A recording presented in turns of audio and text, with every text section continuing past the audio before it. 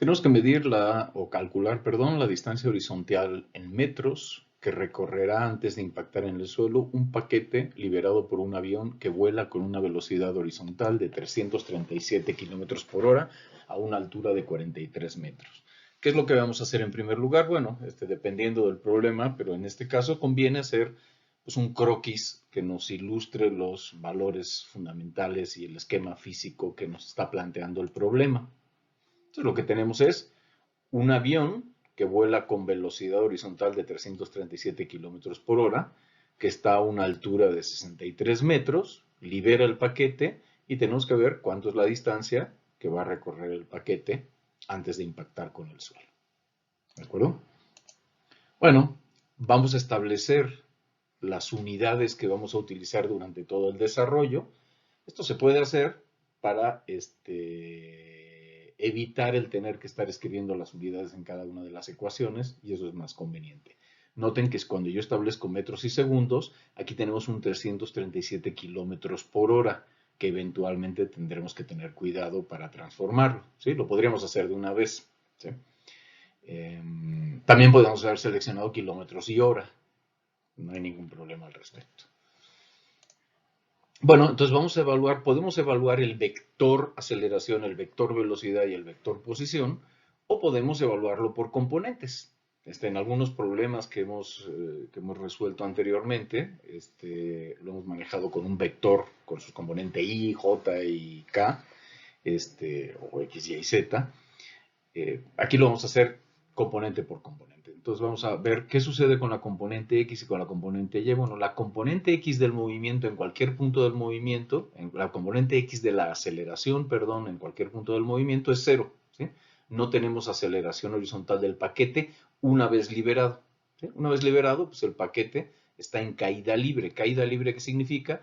Que horizontalmente, si despreciamos la fricción del viento, horizontalmente no va a tener aceleración ni deceleración. Sin embargo, verticalmente tenemos la aceleración de la gravedad que empuja de alguna manera o trata de acelerar la partícula hacia abajo, es decir, en sentido opuesto a Y, por eso le decimos que es menos G. La velocidad en la componente X no es más que la integral de la aceleración en la componente X por diferencial de tiempo, que es igual a la integral de cero, que es igual a una constante. La integral de la aceleración en Y nos da la velocidad en Y, que sería menos g por t, más otra constante. Recordemos, en cada integral indefinida tiene que aparecer una constante de integración. La posición en X se obtiene integrando la velocidad en la dirección en X, que nos daría esto de acá, y aparece otra constante de integración. Y la posición en Y sería la integral de esto, que sería esto con otra constante de integración. Noten que cada constante de integración le pongo un subíndice diferente para indicar que son constantes diferentes. Bueno, una vez tenemos las ecuaciones generales de la cinemática, donde aparecen constantes que desconocemos, vamos a evaluar las condiciones de frontera. ¿Qué son las condiciones de frontera? Las condiciones de frontera son aquellos datos conocidos que nos da el problema, aquella información del caso particular que estamos estudiando. Entonces, en este caso particular, ¿qué sabemos? Bueno, sabemos que la componente horizontal de la velocidad cuando inicia la caída libre, es decir, en el instante t igual a 0, la componente horizontal es 337 kilómetros por hora. Y su componente vertical es 0. ¿Sí? Nos dicen que el paquete se libera con una velocidad horizontal de 337 kilómetros por hora. Desde luego, 337 kilómetros por hora lo cambiamos a metros por segundo, que sería 93.611 metros por segundo. Entonces ya tenemos estas dos condiciones de frontera. Otra condición que sabemos es que la posición cuando t vale 0 es igual a 0. ¿Sí? El valor de x de la posición, la componente x de la posición en el instante inicial es 0. Noten que aquí yo definí mi eje x sobre el piso, sobre el terreno, y mi eje y vertical hacia arriba. Entonces, la posición x del punto de inicio, la componente x de la posición es 0 y la componente y de la posición es 63 metros. Noten que aquí ya no estoy poniendo metros porque El hecho de plantear aquí metros y segundos quiere decir que cualquier cosa que yo ponga va a estar en metros o segundos. Lo que no esté en metros y segundos tengo que indicarlo de esa manera, ¿sí? Entonces aquí pongo kilómetros por hora para indicar que es que 337 está en estas unidades y no en estas. Bueno, entonces ya tengo estas 4 condiciones de frontera y tengo 4 constantes desconocidas, por lo tanto ya puedo obtener las constantes desconocidas. Yo sé que la componente x de la velocidad en el tiempo t igual a 0 es 93.611 y sé que la componente x de la velocidad es igual a c1 constante. Es decir, para cualquier instante de tiempo, la componente x de la velocidad es c1. Por lo tanto, c1 tiene que ser igual a 93.611. Por otro lado, tenemos que la componente y de la velocidad en el instante t igual a 0 es igual a 0. Por lo tanto, y bueno, y sabemos que la componente y de la velocidad viene dada por esta expresión. Cuando t vale 0, este término, esta expresión, ¿no? Cuando t vale 0, este término es 0 y por lo tanto 0 debe de ser igual a C3, por lo tanto C3 es igual a 0.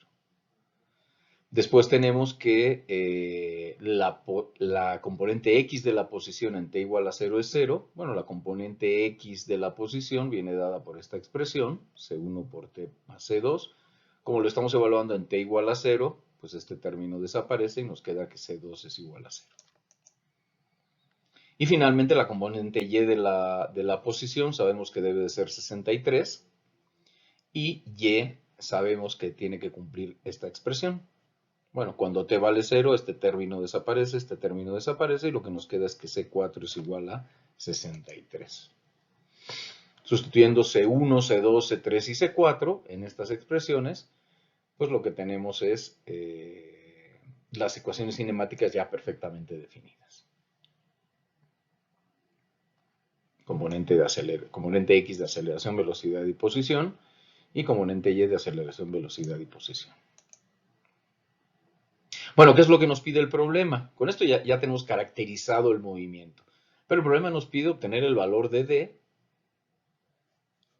es decir, qué sucede cuando X es igual a D, para el cual el paquete impacta al terreno. ¿Sí? Entonces, este punto, sus componentes van a ser X igual a D y Y igual a 0. ¿Sí? Bueno, supongamos que el paquete impacta al terreno transcurrido un tiempo t igual a t1. ¿Sí? Es decir, este es tiempo t igual a 0. Bueno, cuando impacte el paquete al terreno va a haber transcurrido una cierta cantidad de tiempo. Esa cantidad de tiempo vamos a llamarle t1. ¿Sí? Y entonces aquí tenemos que, sustituyendo la expresión para la componente x de la posición, ¿sí? Sustituyendo t por t1, tenemos esto. Y eso debe ser igual a d. Y por otro lado, la componente y de la posición viene dada por esta expresión, sustituyendo por t1 nos tiene que dar 0. Entonces tenemos dos ecuaciones con dos incógnitas. De esta primera ponemos t1 en función de d.